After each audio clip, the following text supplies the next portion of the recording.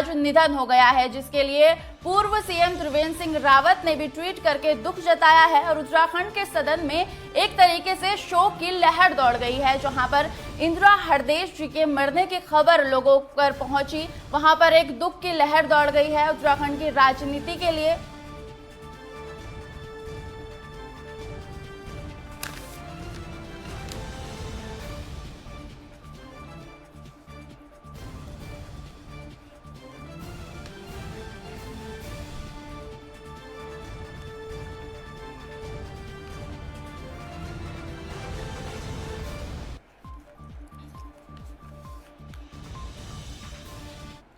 और इसी के साथ योगेश सेमवाल देहरादून से लाइव हमारे साथ जुड़ चुके हैं। तो योगेश, बताइए कि एक बहुत बड़ी क्षति उत्तराखंड को हुई है, एक वरिष्ठ नेता उत्तराखंड ने खो दी है, तो कैसा वहां पर माहौल है, कैसे लोग अपनी संवेदनाएं जता रहे हैं? जी योगेश। बिल्कुल, जब हम बात करते हैं उत्तराखंड की, तो उत्तराखंड के उन चुनिंदा नेताओं में से एक थी इंदिरा हृदयेश, जिन्होंने हर वक्त अपने आप को प्रस्तुत किया उत्तराखंड में। अगर बात करें, उत्तराखंड को बने हुए 21 साल के करीब हो चुके हैं और ऐसा कोई साल नहीं था जिस समय वो विधानसभा में मौजूद नहीं रही। यानी हर बार जो है वो विधायक बनकर कभी जो है वो अपने विधानसभा में पहुंची, उसके बाद वित्त मंत्री रही, नेता प्रतिपक्ष रही, कई सारी जिम्मेदारियां उनको कंधे पर थी। लेकिन अब जिस तरह से आज सुबह खबर आई कि उनका जो है ब्रेन हेमरेज से उनकी मृत्यु हो गई है, बहुत ही लोग जो हैं अचानक से इस बात को मान नहीं रहे थे। सबसे बड़ी बात यह है कि हमने जब बात करने की कोशिश की जो है अलग अलग नेताओं से, कांग्रेस के बड़े नेताओं से, हमने हरीश रावत जी से बात करने की कोशिश की, प्रीतम सिंह से बात करने, तो कोई भी यकीन नहीं हो रहा था किसी को भी कि आखिर ऐसा हो क्या गया। कई नेता तो ऐसा था जो कह रहे थे कि रात को तो हमारी बात हुई थी और बात होकर जो है वो अब सोए थे, उससे पहले इतनी बड़ी वरिष्ठ नेता वो उत्तराखंड की थी, तो उनका क्या योगदान, आप सबसे बड़ा योगदान क्या मानते हैं उनका, जो उत्तराखंड को उन्होंने सहयोग दिया है? जी योगेश। बिल्कुल, जब उनके योगदान की हम बात करते हैं तो उत्तराखंड को बने 21 साल हो चुके हैं। अगर बात करें उनके शुरुआत की, अगर उनके राजनीतिक करियर की बात करें, राजनीति की शुरुआत की बात करें, तो वो उत्तर प्रदेश से हुई। उसके बाद उत्तर प्रदेश से अलग हुआ उत्तराखंड, और जब वो उत्तराखंड अलग हुआ तो उसके बाद भी जो है वो लगातार उत्तराखंड में मौजूद रही, लगातार जो है वो विधायक बनकर सदन में मौजूद रही। और उसके बाद वित्त मंत्रालय जैसा एक जो कठिन जिम्मा जो है उन्होंने संभाला। सबसे बड़ी बात यह है कि जब उत्तराखंड की हम बात करते हैं, इससे पहले की जब बात करते हैं, जिस समय हरीश रावत मुख्यमंत्री थे, उस समय एक वक्त ऐसा भी आया था जबकि हरीश रावत की सरकार जो है वो गिर गई थी। ऐसे वक्त में रीढ़ की तरह वो जो है खड़ी रही कांग्रेस में, और सरकार के साथ, हरीश रावत सरकार के साथ जो है वो खड़ी रही, और उन्होंने जो है पूरी तरह से सरकार को फिर से दोबारा जो है लाने में पूरी मदद की। हमारे साथ मुख्य प्रवक्ता जुड़े हुए हैं, मुख्य प्रवक्ता हैं, उनसे बात करते हैं, क्योंकि अगर देखें पूरा का पूरा करियर बहुत लंबा था उनका। ऐसा समय भी था कि जब वो रीढ़ की तरह कांग्रेस में रही हमेशा। किस तरह से आज उनको आप याद कर रहे हैं जब आपको ये बात पता चली? तो देखिए, इंदिरा जी के जाने से निश्चित रूप से सारे वर्ग को बड़ी निराशा हुई है। कांग्रेस पार्टी का बहुत बड़ा नुकसान हो गया है, उसकी क्षतिपूर्ति किया जाना बहुत कठिन होगा। बल्कि मैं तो ये कहूँगा कि कांग्रेस पार्टी ने नहीं, उत्तराखंड की राजनीति के लिए बहुत बड़ा नुकसान है, पक्ष विपक्ष की राजनीति के लिए बहुत बड़ा नुकसान है। उनके कद का नेता अब मुश्किल से आपको इस प्रदेश में मिलेगा, उनके मुकाबले का नेता, चाहे वो संसदीय कार्य मंत्री रहते हुए आपने उनको कवर किया होगा विधानसभा में, उनकी बातों का जवाब देना, या जितनी हार्जी जवाबी उनकी थी, नेता प्रतिपक्ष हों या संसदीय कार्य मंत्री हों, संसदीय मामलों की मर्मज्ञ थी उनकी क्या था, क्योंकि लंबा राजनीतिक जीवन था। 1974 में उत्तर प्रदेश की विधानसभा में सदस्य निर्वाचित हो कि शिक्षक संघ की तरफ से, माध्यमिक शिक्षक संघ शर्मा गुट जी की तरफ, गुट की तरफ से की। उसके बाद 82 में वो चुनाव हार, 80 में चुनाव हार की, 86 से फिर लगातार 2000 तक लगातार विधान परिषद में रही। और जैसे ही उत्तर प्रदेश की से हमारा बंटवारा हुआ तो उत्तराखंड में पहली नेता प्रतिपक्ष बनने का सौभाग्य उनको प्राप्त हुआ। उसके बाद तिवारी जी की कैबिनेट में सबसे वरिष्ठ मंत्री थी, लोक निर्माण विभाग, संसदीय कार्य, सूचना, तमाम मंत्रालय उनके पास थे। सूचना मंत्री रहते हुए पत्रकारों के लिए तमाम कल्याण के काम उन्होंने किए, महिलाओं के हित में तमाम निर्णय उन्होंने किए, क्योंकि उसके कद की महिला नेत्री आज तक कोई इस प्रदेश में नहीं हो पाए। ये इस प्रदेश के लिए बड़ी सौभाग्य की बात थी। जोशी जी, अगर बात करें हम उनकी कुछ ऐसी चीज़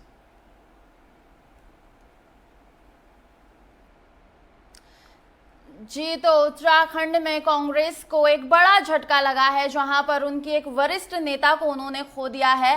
लगातार बड़े बड़े नेता, लगातार उत्तराखंड के पूर्व सीएम त्रिवेंद्र सिंह रावत भी उनके लिए ट्वीट कर रहे हैं। उत्तराखंड में कई महत्वपूर्ण मंत्रालयों को उन्होंने संभाला है, कई महत्वपूर्ण योगदान उन्होंने उत्तराखंड को दिए हैं। अपनी एक उम्र का बड़ा हिस्सा उन्होंने राजनीति को दिया है। पक्ष या विपक्ष दोनों की बातों को लेकर चले, लेकिन एक राजनेता एक राज्य के लिए अहम होता है, और यहाँ पर उत्तराखंड के लिए ये बहुत बड़ी क्षति मानी जा रही है। जहां पर उत्तराखंड की कांग्रेस सरकार को एक बड़ी क्षति हुई है। सिर्फ कांग्रेस को नहीं, उत्तराखंड की राजनीति को एक बड़ी क्षति हुई है।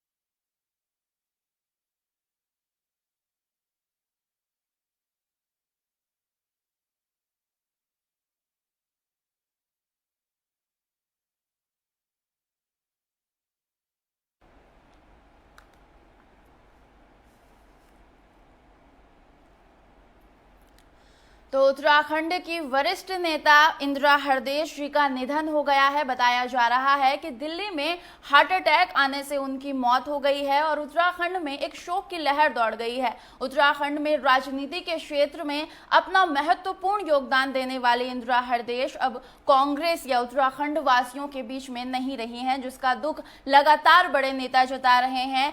उत्तराखंड के सीएम तीरथ सिंह रावत ने भी ट्वीट करके ये संवेदना जताई है। साथ ही पूर्व सीएम त्रिवेंद्र सिंह रावत ने भी ट्वीट करके लगातार अपनी संवेदना जताई है।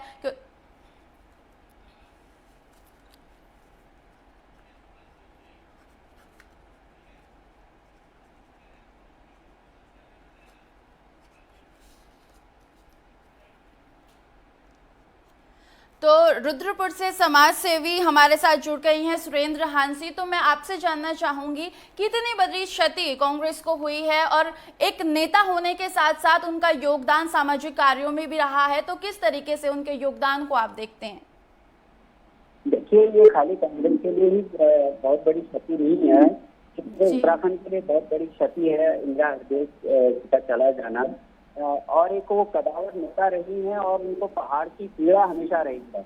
अगर पूरे पहाड़ की बात करें तो कुमाऊं क्षेत्र की सबसे बड़ी नेतृत्व और सबसे पुरानी नेतृत्व जो तिवारी जी के बाद उनको एक अगर पहाड़ के परिप्रेक्ष्य में देखा जाए तो तिवारी जी के बाद अगर कोई पहाड़ के लिए सोचने वाली कोई नेत्री हुई है वो इंदिरा हृदयेश की हुई, और पूरे कुमाऊं क्षेत्र को भी, पूरे हल्द्वानी क्षेत्र को भी, पूरे उत्तराखंड को भी उनसे बहुत बड़ी उम्मीद थी। तो ये मैं ये कहना चाहूंगा कि कांग्रेस के लिए ही उत्तराखंड के लिए बहुत बड़ी क्षति है, और उनका चला जाना हम सबके लिए बहुत बड़ा, बहुत दुर्भाग्यपूर्ण है। और मेरी व्यक्तिगत के पूरे परिवार के प्रति बहुत संवेदनाएं हैं इंदिरा हृदयेश से। जी सुरेंद्र जी, बहुत बहुत शुक्रिया आपका। और इसी के साथ योगेश हमारे साथ जुड़े हुए थे। योगेश, हम आपसे जानना चाहेंगे कि इसी तरह कुमाऊं में भी सामाजिक और राजनीतिक दोनों दायरों पर इनका योगदान बहुत अहम माना जाता था, तो क्या योगदान को आप किस तरीके से देखते हैं? आने वाली युवा पीढ़ी के लिए या आने वाले नेताओं के लिए क्या उनका प्रभावित करने वाला पक्ष रहा है? बिल्कुल, आपने बिल्कुल सही कहा। जब हम इंदिरा हृदयेश की बात करते हैं तो आने वाली पीढ़ी के लिए बहुत कुछ देके गई हैं। 1974 से लेकर अगर 2021 की बात करें, इतने साल उन्होंने अपने जो है राजनीति जीवन को दिया। उससे पहले भी जो है वो राजनीति जीवन में थी, कॉलेज के और स्कूल की अगर बात करें तो तभी से जो है वो शुरुआत हो गई थी। तो एक लंबा चौड़ा जो है उनका जो इतिहास है वो अगर युवा पीढ़ी जो है उसको अब जानेगी, पढ़ेगी कि किस तरह से जो है इंदिरा हृदयेश ने अपने आप को खड़ा रखा, किस तरह से जो है अगर बात करें जब उत्तर प्रदेश से अलग हुआ उत्तराखंड, उसके बाद वो विधानसभा में आई, नेता प्रतिपक्ष बनी, उसके बाद जो वित्त मंत्री बनी, लगातार उनका जो है इसी तरह से चलता रहा।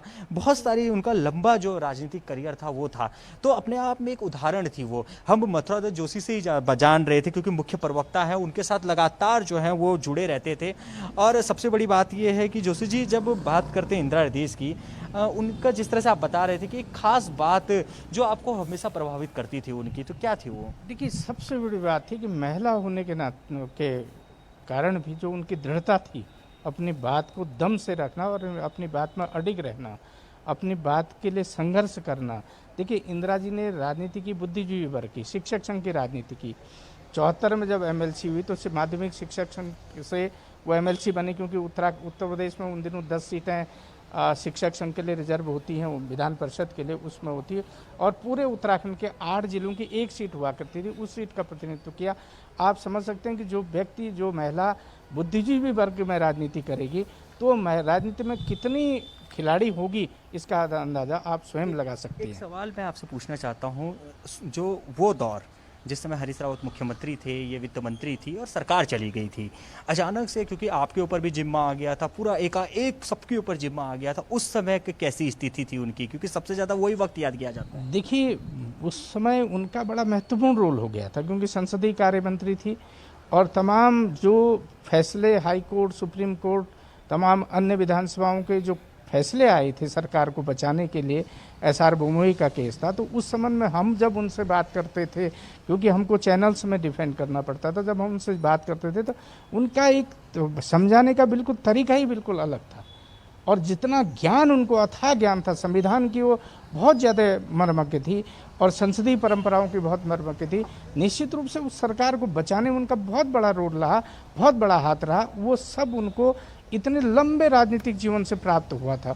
और संसदीय कार्य मंत्री रहते हुए आपने हाउस में भी देखा होगा कि हर व्यक्ति की के बस का नहीं था कोई इंदिरा जी से सवाल दोबारा पूछ ले। विपक्ष भी उनका बड़ा सम्मान करता था। मैं जैसे आपको पहले भी कहा कि आज अगर हम देखें पक्ष और विपक्ष में, एक राजनीति में इंदिरा जी के जाने से बहुत बड़ा वैक्यूम आ गया है, और उनके कद का आपको कोई दूसरा नेता उत्तराखंड की राजनीति में नहीं मिलेगा। बिल्कुल, उनके कद का कोई बड़ा नेता अभी फिलहाल तो उत्तराखंड में नहीं है जिनका इतना लंबा राजनीतिक करियर है। खुद योगेश, आपसे लगातार हम जानते रहेंगे इस बारे में। और अब स्वामी ब्रह्म स्वरूप जी ब्रह्मचारी कोषाध्यक्ष हमारे साथ जुड़ गए हैं, तो आपसे जानना चाहेंगे स्वामी ब्रह्म जी की एक बहुत बड़ी क्षति राजनीति को हुई है, बहुत बड़ी क्षति उत्तराखंड को हुई है, तो कैसे संवेदना देना चाहते हैं आप इस क्षति को?